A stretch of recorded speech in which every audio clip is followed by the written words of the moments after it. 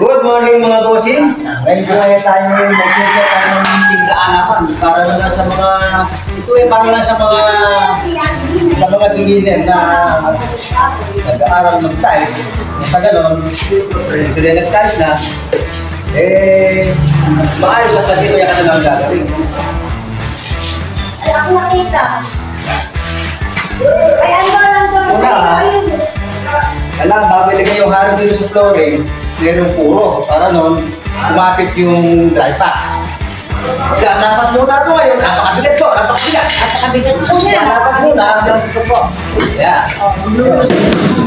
Pag nakabigat natin, may konti na naman.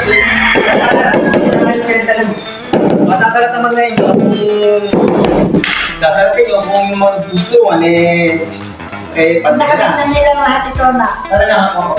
Meron na silang Ngayon, pagkapantay na, tatanggalin natin din ganyan para noon. Pupuluhan natin ito. Kailangan na pagkaganito ka lang ng-tiles, pero kayong tile holder para hindi masyadong sinapakabigat talaga. Walang halong yun, huwag na bigat. Ito masakit sa balanga. Ayan! Nakita nyo naman kung ano kabigat. Ayan. siya. Vlogger to eh. Ngayon, lalagyan nyo ngayon ang puro ngayon yan. O ngayon, pag nilagay nyo ngayon tiles, siyempre, meron kayo makakita na parang pakate. Lalagay nyo ulit ngayon yan. Para sulpon na lahat yung likod ng tiles. Magkakaroon ng puro. Kaya gano'n, laging matibay. Yung isa kasi, pinagkakaroon nila ng bata ng kape. Binigkas natin na may nanging bata, may nanging kaiba. Para mo sa akin, hindi issue yun. Sa akin, kung saan sila nagiginhawahan, tamang pareho yun. Pero ang gamit namin, dapat kung kami komportable. Hinihingin ako mga kasama sa construction na pagbigat kung saan sila. Yan, tinutulungan niya ngayon. Puro-puro na. Yan, puro. Pakita mo yung kahit yung puro nila. Yan. Yan ang purong siya. Yan yung makakagad kayo yung dry pack sa kahit para nun, kaya na matibay siya.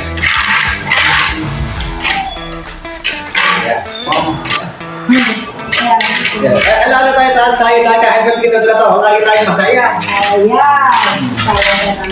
Hindi ako, haba ng buhay. Ito na po. Kakabit na. Ayan na. Ngayon, nasisigurado ng ipon ng lahat. Yung nga kami na uli, hindi mo talaga yung order, no? Ngayon, kakabit ulit ngayon yan. Yun, hindi pala yung pintabas kasi ito ng porte. Yan. Nakita nyo kung gaano pabigat.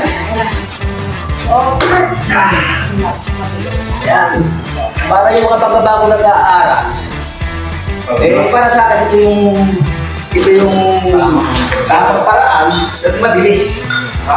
So ngayon, hindi naman ginamit namin yung spacer, ito yung tali ng tiles. Yan. Para mo, Bujit ka. spacer niya pare-parehas. Kurang pa naman kaya ako, paano? Yan.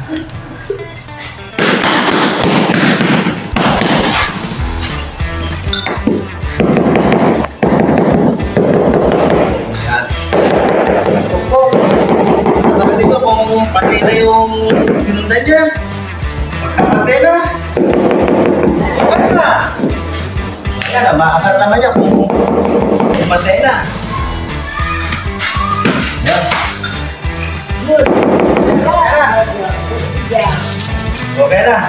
Thank you ulit. Magkuya mga taga-construction. Sana tayo laging magtubayan tayo ng Panginoon tayo laging malakas para nasunod lagi tayo na pagkatrabaho ng maayos. Okay, thank you. Amen.